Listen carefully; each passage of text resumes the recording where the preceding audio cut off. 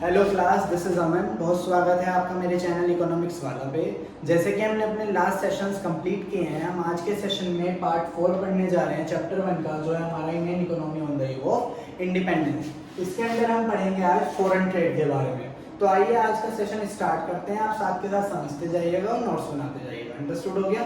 तो इसके अंदर हमारा फर्स्ट पॉइंट आता है जो है net exporter of raw material and net importer of finished goods. सबसे पहले पूछ सकते हैं बोर्ड में कि जो हमारा net exporter of raw material है या net importer of finish goods है, ये किस पॉलिसी के अंदर आता है? तो ये हमारा कॉलोनियल पॉलिसी के अंदर आता है, क्योंकि जो हमारा पार्ट है ये बोर्ड के हिसाब से बहुत ज्यादा इंपॉर्टेंट है। इसके तीनों ही पॉइंट तो बोर्ड में वो कहीं से भी कुछ भी पूछ सकते हैं। तो मैंने आपको बताया कि हमारा कॉलोनियल पॉलिसी के अंदर आता है। अंडरस्टूड हो गया? सेकेंडली बात कर सकते हैं कि जो net exporter of raw material हम कह रहे हैं, रॉ मटेरियल के अंदर क्या आता है? तो रॉ मटेरियल के अंदर हमारा आएगा रॉ सिल्क, कॉटन या शुगर। मीन हम रॉ सिल्क, कच्चे सिल्क, कॉटन या शुगर का ही जो है एक्सपोर्ट करते थे। और भी हो सकता है, ETC बताया ना आपको।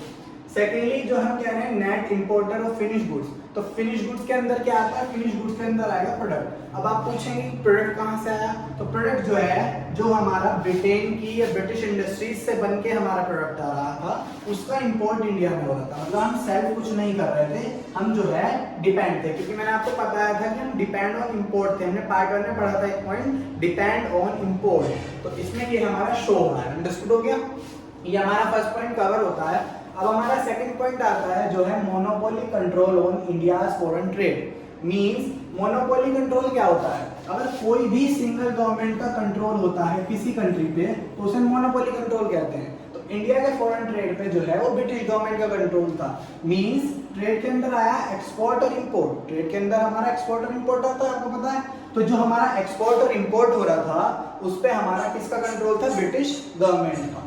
इसके अंदर सेकंड सब पॉइंट आता है कि जो हमारा 50% से भी ज्यादा 50% से ज्यादा जो हमारा इंडिया का फॉरेन ट्रेड था वो डायरेक्टेड हो रहा था ब्रिटेन की तरफ। ये बहुत ज्यादा इंपॉर्टेंट है, 1 मार्क्स में पूछ सकते हैं सेल्फली कि जो 50% से ज्यादा इंडिया का फॉरेन ट्रेड था वो किस तरफ जा रहा था? फर्स्टली तो वो जा रहा था ब्रिटेन की तरफ, और सेकेंडली जो बचता था हमारा रिमेनिंग पोर्शन वो चाइना, श्रीलंका या ईरान की तरफ जाता था। अंडरस्टूड हो गया? बात दोनों में ही ट्रेड की हुई है। ये भी एक्सपोर्ट इंपोर्ट ट्रेड की बात है, ये भी इंडिया फॉरेन ट्रेड एक्सपोर्ट और इंपोर्ट की है। और फाइनल जो पॉइंट है वो भी surplus trade but beneficial to Britishers है। मींस ये कंप्लीट पार्ट ही सीबीएसई के हिसाब से बहुत ज्यादा इंपॉर्टेंट है, सेल्फली बहुत ज्यादा इंपॉर्टेंट है। तो थर्ड पॉइंट देखते हैं इसका, जिसमें हमारा surplus trade but beneficial to Britishers. देखिए ट्रेड में सरप्लस तो हुआ, सरप्लस मींस तो आप समझते हैं कि प्लस प्लस पॉइंट होना ट्रेड में, बट वो कह क्यों रहा है कि बेनिफिशियल है ब्रिटिशर्स के लिए, इंडिया के लिए क्यों नहीं है बेनिफिशियल? क्योंकि इसके अंदर हमारी एक टर्म आती है जो है BOT।